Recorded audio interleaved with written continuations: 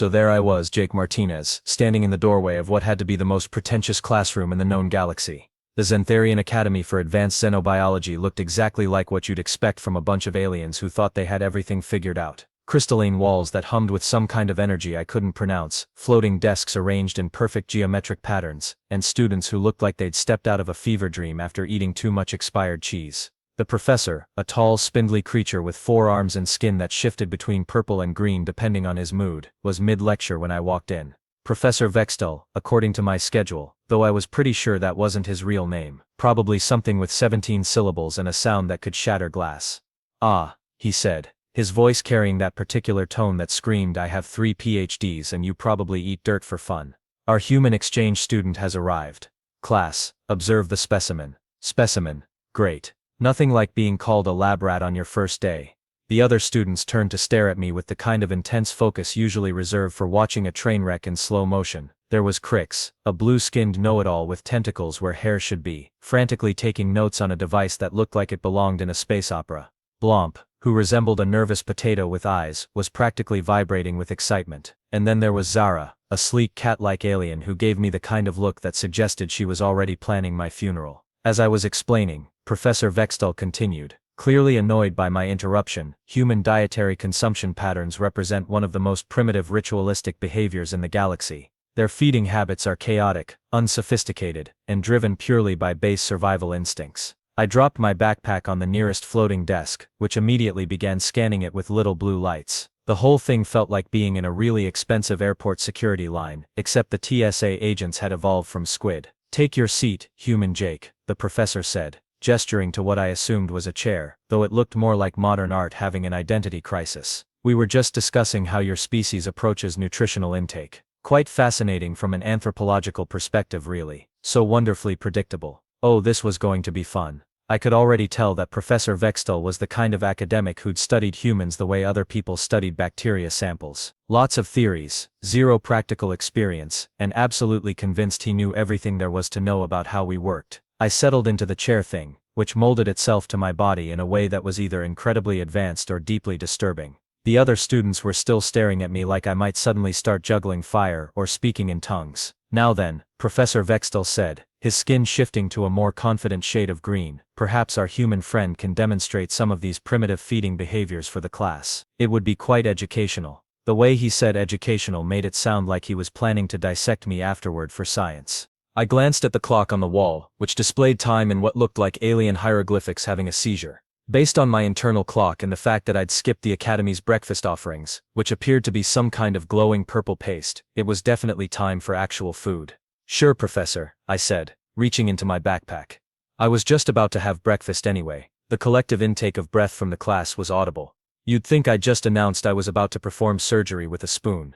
Crix's tentacles started writhing with excitement as he furiously scribbled notes. Fascinating. The human is initiating a feeding ritual in response to social pressure. Note the casual demeanor masking what must be complex cultural significance. I pulled out a loaf of bread, a jar of strawberry jam, some butter, a box of cereal, and a banana. Standard breakfast fare. Nothing fancy. Certainly nothing that warranted the look of absolute terror on Blomp's potato-like face. "By the 7 moons of Zephyria," Professor Vextel whispered, his skin now cycling rapidly between purple and green. "It's more complex than our xenobiological texts suggested." More complex. I was literally just unpacking breakfast. Zara leaned forward, her cat-like eyes narrowing. "The selection process appears deliberate. Each item must represent a different aspect of their nutritional theology." Nutritional theology. These guys really needed to get out more. I pulled out a plastic knife and started spreading butter on a slice of bread, completely unaware that I was apparently performing some kind of sacred ritual.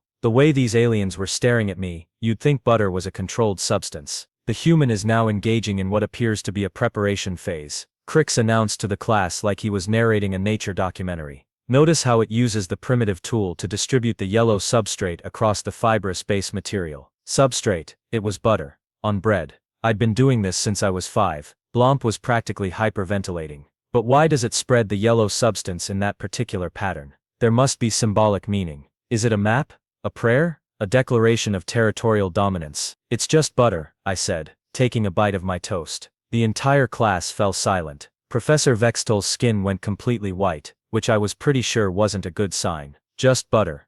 Zara repeated slowly, like she was trying to decode a message from another dimension. But the ritualistic spreading technique, the precise coverage ratio, the methodical consumption pattern, surely there's deeper significance. I shrugged and reached for the jam jar. The moment I twisted the lid off, the room erupted in excited chatter. Apparently, opening a jam jar was the alien equivalent of watching someone solve a Rubik's Cube blindfolded. Secondary phase initiated. Crix shouted over the noise. The human is now accessing what appears to be a fermented fruit compound. Class, this could be ceremonial. Fermented fruit compound. They made strawberry jam sound like some kind of chemical weapon. I spread jam on another piece of toast, and the academic analysis reached fever pitch. Professor Vextol was now taking notes himself, his forearms moving in a blur as he tried to document every movement. The layering technique, he muttered to himself. First the yellow substrate, now the red viscous material. There's definitely a hierarchy here, a sequence that must be followed for optimal nutritional absorption.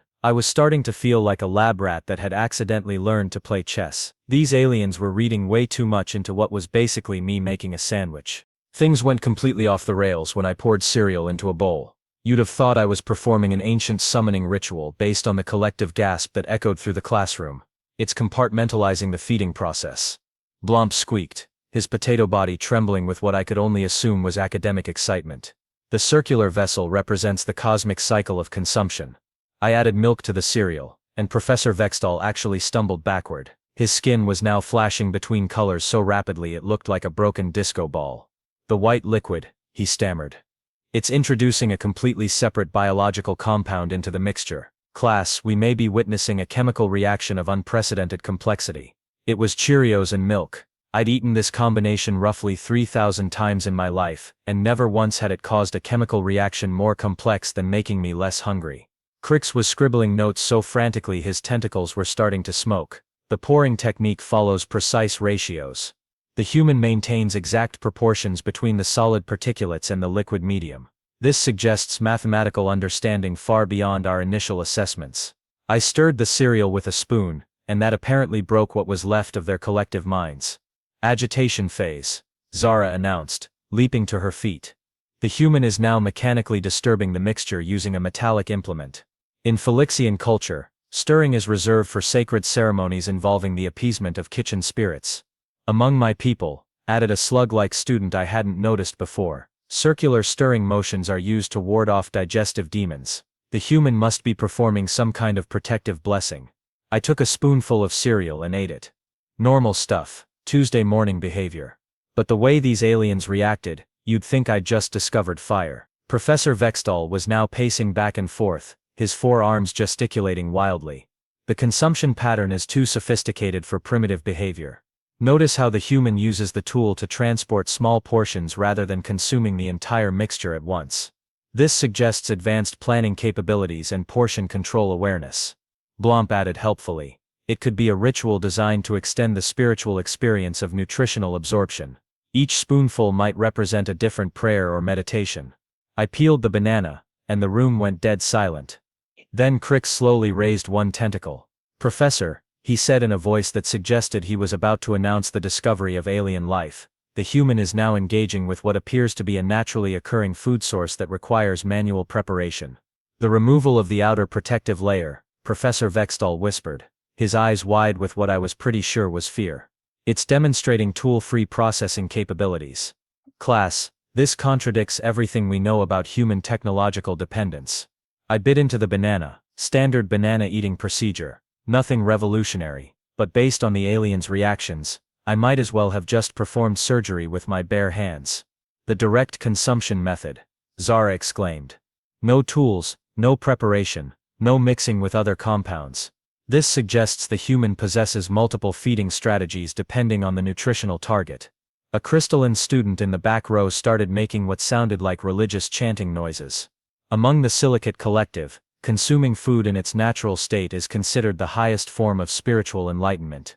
The human may be achieving transcendence through breakfast. Professor Vextol was now frantically consulting what looked like a digital textbook, his skin cycling through colors I didn't even have names for. None of this matches our research data. The complexity, the variety, the apparent spontaneity of selection. We may need to completely revise our understanding of human cognitive capabilities. I finished the banana and looked around the classroom. Every alien eye, sensor or optical organ was fixed on me with the kind of intensity usually reserved for watching someone defuse a bomb. "What?" I asked, genuinely confused by all the staring. The question seemed to short-circuit whatever was left of their academic composure. Blomp fell off his floating chair. Crix's tentacles tied themselves in knots, and Professor Vextal's skin went completely transparent, which was either really impressive or deeply concerning. That's when I made what would later be recorded in Xentharian Academy history as the critical error. I pulled out my thermos of coffee. The smell hit the room first. You know that rich, earthy aroma that makes Monday mornings bearable? Well, apparently to alien noses it smelled like the apocalypse was brewing in a cup. A reptilian student near the window started hissing. Not angry hissing. Terror hissing. Like someone had just told him his planet was about to explode. "What is that odor?" Zara demanded, her fur standing on end. "It smells like burnt plant matter mixed with liquid darkness." "Coffee," I said, unscrewing the thermos cap. Steam rose from the opening and I swear 3 students in the back row fainted. Professor Vextal was now consulting multiple devices simultaneously, his 4 arms moving in a blur of panic-driven multitasking. "Coffee. Coffee. Class, this is not in any of our human behavioral databases. We're in completely uncharted territory." I poured the coffee into the thermos cup, and the sound of liquid hitting plastic apparently triggered some kind of primal fear response in half the class. Blomp had crawled under his desk and was making whimpering noises.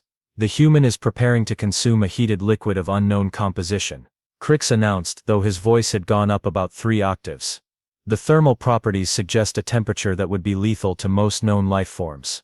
"Maybe it's a test of endurance," suggested a purple blob-like student whose name I'd never caught. "Like those ritualistic fire-walking ceremonies on Proxima 7.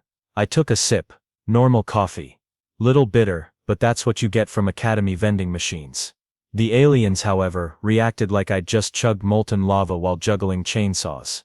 "It's consuming the burning liquid," screamed a student who looked like a cross between a crab and a filing cabinet. "This is beyond comprehension." Professor Vextal was now frantically pressing buttons on what appeared to be an emergency communication device. "Yes, this is Professor Vextal, in Xenobiology Wing 7. We have a code orange situation. Possibly code red. The human specimen is exhibiting behaviors not documented in any known database." I paused mid-sip. "Code orange. What's code orange?" "Unprecedented biological activity requiring immediate academic intervention," Blomp squeaked from under his desk. "Code red means potential threat to faculty understanding of universal order." Well, that escalated quickly. The emergency response team arrived faster than pizza delivery on Earth. 3 senior faculty members rushed into the classroom, followed by what appeared to be the alien equivalent of a hazmat squad, complete with scanning equipment and protective gear. "Where's the anomaly?" demanded Dr. Kethrel, the Dean of Xenobiology Studies, a towering insectoid creature with compound eyes that reflected light like disco balls. "There," Professor Vextal pointed at me with a trembling arm. "The human is engaging in liquid thermal consumption practices completely outside established parameters." I held up my coffee cup. "It's just coffee, guys." Dr. Kethrel's compound eyes focused on the cup with laser intensity. "Just coffee," she repeated slowly. "Student, are you aware that you're consuming a liquid at temperatures that should cause severe internal damage to your digestive tract?" "It's like 150 degrees," I said. "Maybe 160. Pretty standard." The hazmat team immediately started scanning me with devices that beeped and hummed and occasionally made sounds like dying robots. One of them, a gelatinous creature in what looked like a spacesuit made of bubble wrap, turned to Dr. Kethrel with obvious panic. "Dean, the human's internal temperature readings are within normal parameters. The thermal liquid appears to be causing no damage whatsoever. This contradicts everything we know about carbon-based life form heat tolerance." Another faculty member, who resembled a walking tree with attitude problems, started consulting a tablet the size of a small car. "According to our biological models, consumption of liquids above 40 degrees Celsius should result in immediate tissue damage. The human is drinking something nearly 4 times that temperature and appears to be enjoying it." "I am enjoying it," I confirmed. "It's actually pretty good coffee for institutional stuff." That comment caused Dr. Kethrel to start making clicking sounds that I was pretty sure indicated severe academic distress. "The human rates the liquid's quality," she announced to the room. This suggests not only tolerance but preference development. Class, we're witnessing adaptive behavior that challenges fundamental assumptions about thermal consumption limits. Professor Vextel was now surrounded by floating holographic displays showing what looked like my vital signs chemical analysis of my coffee, and probably my high school transcript for all I knew. The liquid composition is approximately 98% water with trace organic compounds, he reported, reading from one of the displays. Nothing that should produce the observed behavioral responses. I took another sip, and a student near the front row started hyperventilating into what appeared to be an alien paper bag. Perhaps, suggested Kritz, who had finally untangled his tentacles, the human has developed some kind of internal heat regulation system we haven't documented, like those volcanic fish on Kepler 442b. Or, added Zara, the liquid serves a function beyond nutrition. Maybe it's a drug, a stimulant to enhance cognitive performance. Well, she wasn't entirely wrong about that part. Fascinating theory, Dr. Kethrel said, her compound eyes now focused entirely on me. Human Jake, does this coffee substance alter your mental state? I shrugged. I mean, I'm more awake, less likely to fall asleep during morning lectures. You know, basic stuff. The entire academic staff exchanged looks that clearly translated to "oh no, we've discovered something way above our pay grade." I finished my coffee and set the empty cup down on the desk. The sound of ceramic hitting the floating surface created what I can only describe as the most awkward silence in galactic history. 40-something alien academics, 3 emergency response teams, and enough scanning equipment to launch a space mission, all staring at me like I'd just performed actual magic. So I said, looking around the room at the sea of bewildered faces, tentacles, and optical sensors, what exactly is the problem here? Dr. Kethrel's compound eyes started rotating in different directions, which I was learning was the alien equivalent of a nervous breakdown. The problem, Human Jake, is that you've just demonstrated capabilities that fundamentally challenge our understanding of your species' biological limitations. By eating breakfast, the question hung in the air like a bad smell. Professor Vextel, who had been frantically consulting his databases for the past 20 minutes, slowly looked up from his displays. His skin had settled into a sickly gray color that didn't look healthy. Human Jake, he said carefully. Like he was explaining quantum physics to a particularly slow goldfish, in the past 37 minutes, you have demonstrated thermal liquid consumption at lethal temperatures, complex multi-phase nutritional preparation involving precise chemical combinations, tool-assisted and tool-free consumption methods, and cognitive enhancement through controlled substance intake. I blinked. I had toast, cereal, a banana and coffee. Exactly. Blomp emerged from under his desk, his potato body vibrating with what I now recognized as existential confusion. You describe these as simple actions, but the complexity we've observed suggests advanced biochemical engineering, possibly enhanced digestive systems, and thermal regulation capabilities that shouldn't exist in baseline human physiology. The tree-like faculty member was still consulting his car-sized tablet, branches rustling with academic frustration.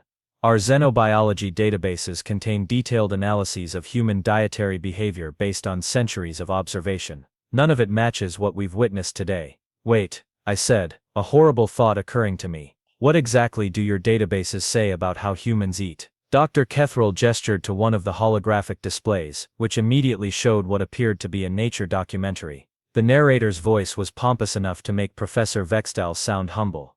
The human approaches its nutritional source with primitive tools, the recording announced over footage of someone eating with what looked like wooden implements. Consumption is typically limited to single-item intake, with minimal processing capabilities. Thermal tolerance rarely exceeds body temperature, and feeding behavior follows predictable patterns based on survival necessity. I stared at the display. This is completely wrong. Where did you get this footage?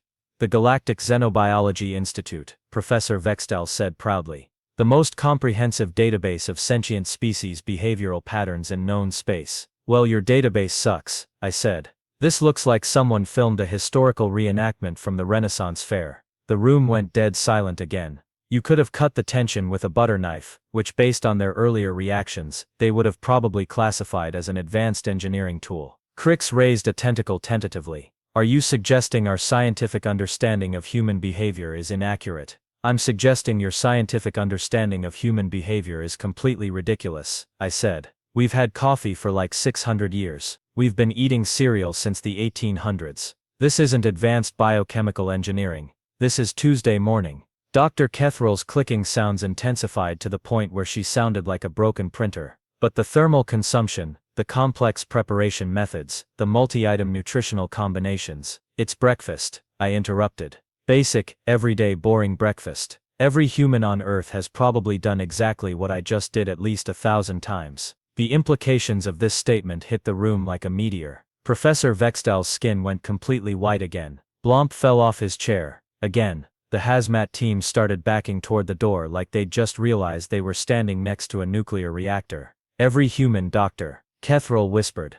Pretty much, yeah. I mean, some people prefer pancakes, or eggs, or whatever. But the basic concept of eating multiple foods in combination while drinking hot beverages, that's like human 101 stuff. The gelatinous hazmat team member turned to his colleagues. If the human statements are accurate, we've fundamentally misunderstood the baseline capabilities of an entire species. Not just misunderstood, added the tree-like faculty member, his branches drooping with what I assumed was academic depression. We've been teaching incorrect information to students for decades. Our entire xenobiology curriculum is built on faulty data. Professor Vextal slowly sank into his chair, which immediately began adjusting to support his apparently deflated ego. I've published 17 papers on human nutritional behavior. I'm considered the leading expert in the field. Well, I said, trying to be diplomatic, maybe consider updating your research methods. That's when Zara, who had been unusually quiet during the revelation, suddenly perked up. Wait. If human breakfast behavior is this sophisticated, and you consider it basic, what do humans do for complex meals? The look of horror that crossed every alien face in the room was priceless. You'd think she'd just asked about humanity's secret planet-destroying weapons program. Oh no, Dr. Kethrel whispered. What's dinner like? 3 weeks later I was sitting in the same classroom, watching Professor Vextal attempt to rebuild his entire academic career from scratch. His skin had settled into a permanent shade of humble beige, and his 4 arms moved with the careful precision of someone who had learned not to make assumptions about anything ever again. Today, class, he announced to a room full of shell-shocked alien students, we will be observing human Jake prepare what he calls a snack.